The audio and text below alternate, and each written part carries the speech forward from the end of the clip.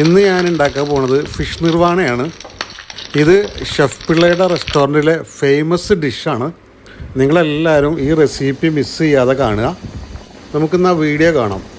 1 table spoon Kashmiri മുളക്, 1 teaspoon മഞ്ഞൾപ്പൊടി, 1 teaspoon കുരുമുളക് പൊടി, ആവശ്യത്തിനുള്ള ഉപ്പ്, 1 ചെറുനാരങ്ങയുടെ നീര്, 2 ടേബിൾ സ്പൂൺ വെള്ളം ചേർത്തിട്ട് നന്നായി മിക്സ് ചെയ്തെടുക്കുക. 500 ഗ്രാമുള്ള 2 ഫിഷാണ് ഞാനിവിടെ എടുത്തിട്ടുള്ളത്. ഈ ഫിഷിൻ്റെ പേര് എനിക്കറിയില്ല. ഇത് മാർക്കറ്റിൽ പോയപ്പോൾ വലിയ മീൻ കണ്ടപ്പോൾ വാങ്ങിച്ചാണ്.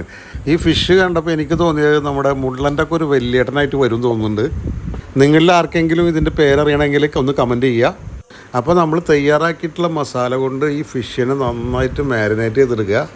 മാരിനേഷൻ കഴിഞ്ഞാൽ നമ്മളിത് ഡയറക്റ്റ് ഗ്രില്ല് ചെയ്യാൻ പോവുകയാണ്. പാനിലേക്ക് 1 ടേബിൾ സ്പൂൺ വെളിച്ചെണ്ണ ഒഴിക്കുക. വെളിച്ചെണ്ണ ചൂടായാൽ ഞാനിതിലേക്ക് 2 കഷ്ണം വാഴയുടെ ഇല വെക്കുന്നുണ്ട്. നിങ്ങൾക്ക് വേണമെങ്കിൽ ഡയറക്റ്റ് ഗ്രില്ല് ചെയ്തെടുക്കാം. ഇതിലേക്ക് മസാല പുരട്ടി വെച്ചിട്ടുള്ള നമ്മുടെ മുള്ളൻ്റെ വലിയേട്ടനെ അങ്ങോട്ട് പതുക്കെ വെച്ച് കൊടുക്കുക. മീഡിയം ഫ്ലെയിമിൽ വെച്ചിട്ട് 3 മിനിറ്റാണ് ഇത് ഗ്രില്ല് ചെയ്തെടുക്കേണ്ടത്. 3-4 മിനിറ്റിന് മേലെ ഇത് ഒരിക്കലും കുക്ക് ചെയ്യരുത്. 3 മിനിറ്റ് ഗ്രില്ല് ചെയ്ത് കഴിഞ്ഞാൽ ഇത് തിരിച്ചിട്ടിട്ട് വീണ്ടും 3 മിനിറ്റ് തന്നെയാണ് ഗ്രില്ല് ചെയ്തെടുക്കേണ്ടത്. 2 ഫിഷിനെയും ഞാൻ തിരിച്ചിട്ടിട്ടുണ്ട്. ഫിഷിൻ്റെ 2 സൈഡും 3 മിനിറ്റ് വീതം ഗ്രില്ല് ചെയ്ത് കഴിഞ്ഞാൽ നമുക്ക് തീ ഓഫ് ചെയ്യാം. അപ്പോൾ ഫിഷ് ഗ്രില്ല് ചെയ്ത് കഴിഞ്ഞിട്ടുണ്ട്. ഇനി ഒരു മൺചട്ടി ചൂടായതിന് ശേഷം ഇതിലേക്ക് 4 ടേബിൾ സ്പൂൺ വെളിച്ചെണ്ണ ഒഴിക്കുക. വെളിച്ചെണ്ണ ഒഴിച്ചതിന് ശേഷം തീ ഓഫ് ചെയ്യുക. ഇനി ഒരു വാഴയില നല്ല പോലെ വാട്ടിയതിന് ശേഷം ഈ ചട്ടിയിലേക്ക് ഇറക്കി വെക്കുക. ഗ്രില്ല് ചെയ്തെടുത്ത ഫിഷിനെ ഇതിലേക്ക് പതുക്കെ ഇറക്കി വെക്കുക. ഇനി നമുക്കിതിലേക്ക് 2-2.5 കപ്പോ തേങ്ങയുടെ കട്ടിയുള്ള 1/4 പാലാണ് ഒഴിക്കേണ്ടത്. ഞാനിതിലേക്ക് 100 ഗ്രാം മാഗിയുടെ കോക്കനട്ട് പൗഡർ മിക്സ് ചെയ്തിട്ടാണ് ഒഴിച്ചിട്ടുള്ളത്. ഇനി വേണ്ടത് ഇഞ്ചി ചോപ്പ് ചെയ്ത് 2 ടേബിൾ സ്പൂൺ ഇതിലേക്ക് ഇട്ട് കൊടുക്കുക. 3 പച്ചമുളക് ചെറുതായി അരിഞ്ഞതിന് ശേഷം ഇതിലേക്ക് ചേർക്കുക.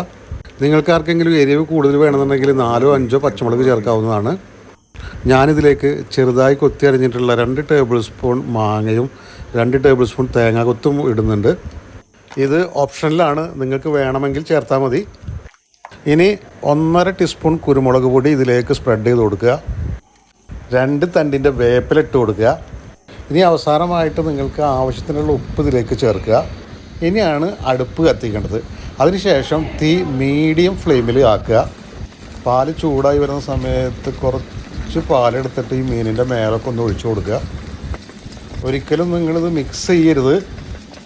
ഈ പാലെല്ലാം നല്ല പോലെ കുറുകിയതിന് ശേഷം വെളിച്ചെണ്ണ മേലെ തെളിഞ്ഞു വരുന്നവരെയാണ് നമുക്കിത് കുക്ക് ചെയ്യേണ്ടത്.